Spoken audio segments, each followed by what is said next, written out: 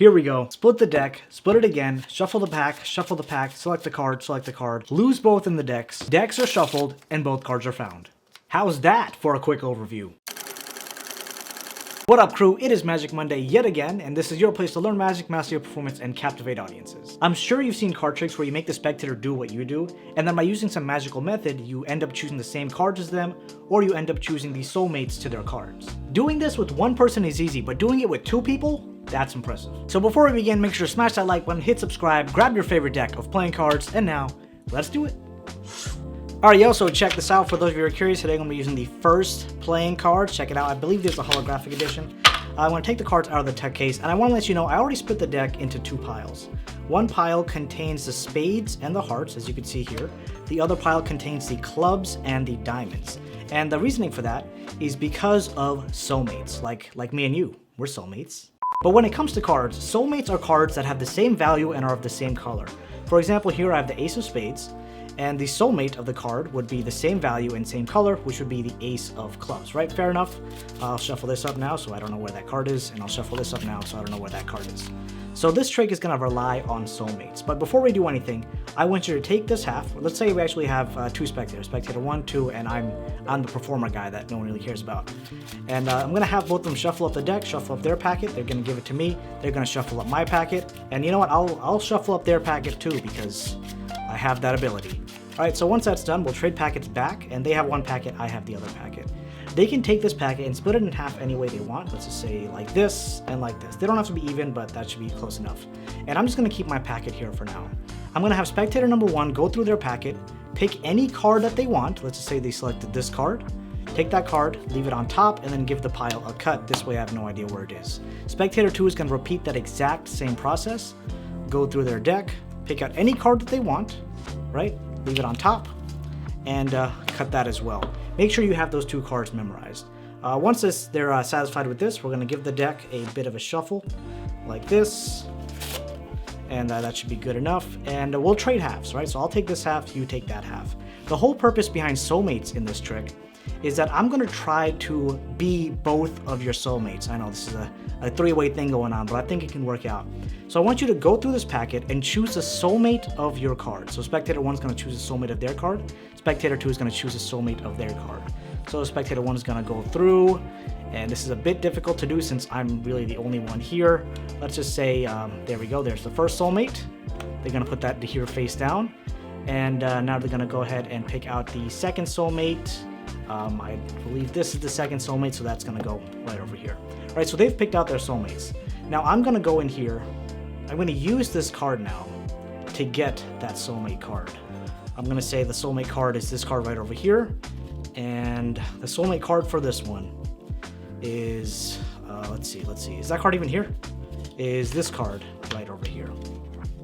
Now, everything was very fair up to this point, right? Everything was shuffled. You guys chose whatever cards you wanted. The deck was cut. The deck was shuffled. We even switched back. We switched back and forth several times. And check this out. The two cards that you selected, Ace of Hearts and the Queen of Spades. That means the card that were actual soulmates of these were the Ace of Diamonds and the Queen of Clubs. Alright, my peeps, welcome to Soulmate Central. To give you some background on this trick before we get started, it's a variation on a you do as I do effect, and it's known as Follow Me from the Encyclopedia of Card Tricks by Gene Hugard. I feel like this version is a bit more fun to play with, and I kind of tailored it a bit to how I like to perform. So given that background, let's go ahead and break it down. With the original effect, 2 decks of playing cards are used. This way they don't really touch on the concept of soulmates. It's just, you know, the 5 of Hearts would match with the 5 of Hearts and the Queen of Spades would match with the Queen of Spades at the end. But I kind of wanted to make it simpler, just use one deck, and that's why I introduced the concepts of soulmates. I feel like, 1, it's easier to do because we have one deck, and 2, I feel like it builds more of a connection with your spectator if you're saying, you know, soulmates and treating it as such. So before the trick starts, you want to split the deck in half. Of course, one with black and white, not black and white, sorry. One with black and red, the other one with black and red as well. But just choose which 2 suits you want. I generally keep the diamonds and clubs together, and then the spades and hearts together. Just my personal preference, but you can do whatever you like. From here, you let the spectator select which one of the 2 halves that they want to use. Let's say they want to use the spades and the hearts. So you give this packet to both the spectators. They're going to be sharing it in a minute. So you can tell spectator 1 to shuffle up the packet as much as they want. They shuffle it up, and you're going to be shuffling up your packet, and then you can switch off, and this is going to be very vital.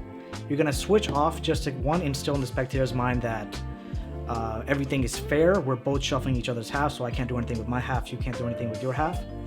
You give this now to spectator number 2. They're going to shuffle up your half, and this is where the sneaky stuff happens, right? This is going to be cool.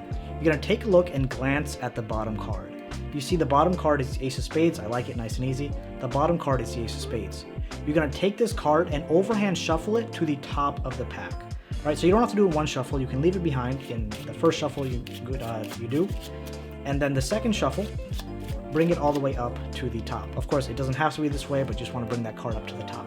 So I have the Ace of Spades on top now. I want to memorize that's on top. Take a look at the bottom card, and that's the 8 of Spades. That actually makes my life easier. 8 of Spades, Ace of Spades. So now you know the top and bottom card of this packet, and this is going to be vital because this effect really goes off the concept of a key card. In this case, 2 key cards, right? So now you switch it back because, again, this is the packet that they wanted to use. You tell them to split that packet in half.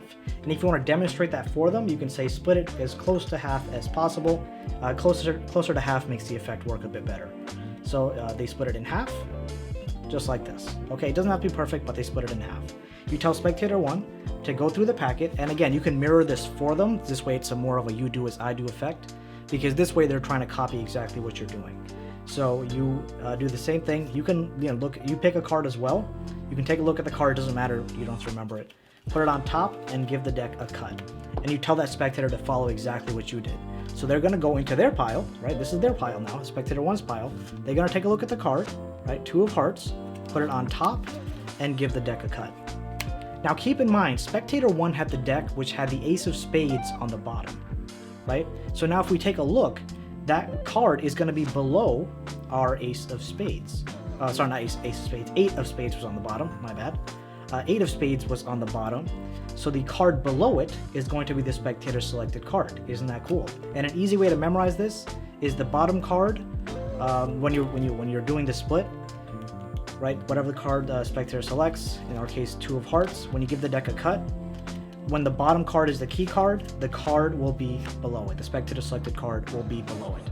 It's an easy way to remember. So once you've done that, you put that here, right?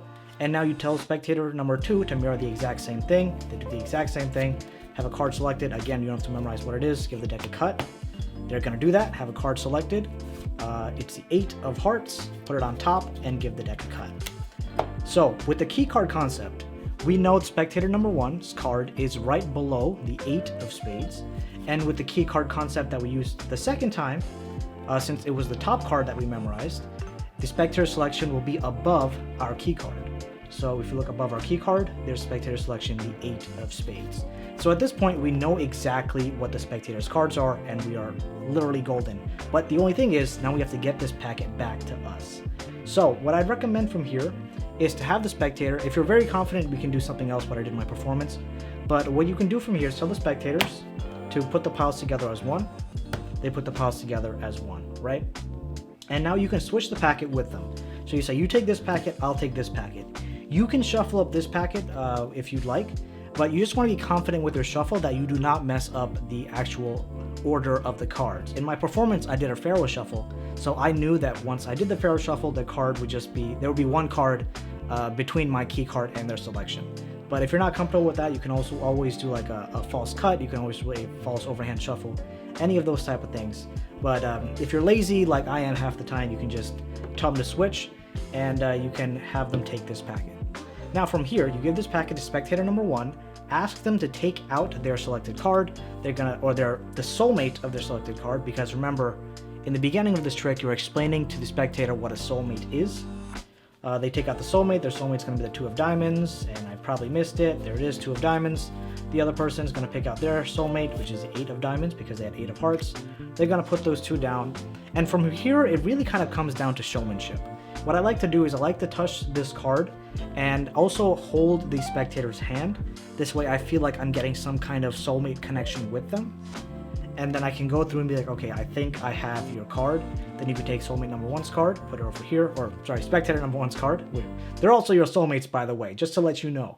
So anyway, you take that card, put it here, and the other card was 8 of hearts, and you take that card, put it over here. Have the spectators reveal their card first. This kind of contributes to the build-up of the effect. They both reveal their cards, and you're gonna say, okay, let me reveal mine, or you can have the spectator reveal theirs. You can say, boom, spectator number 1 and I are soulmates, and spectator number 2 and I are soulmates. And there's the magic. Be sure to try this out and let me know what kind of reactions you get. Thanks for spending your time with me. If you want to help support what I do, go and check out the Underground Club and consider signing up. It would mean the world. If you're not able to join at the moment, that's completely fine too, but do check out this video right here because it will help you master your magical abilities, and it's free. It was a pleasure having you here. Have a great day ahead, and I hope to see you in one of my future videos.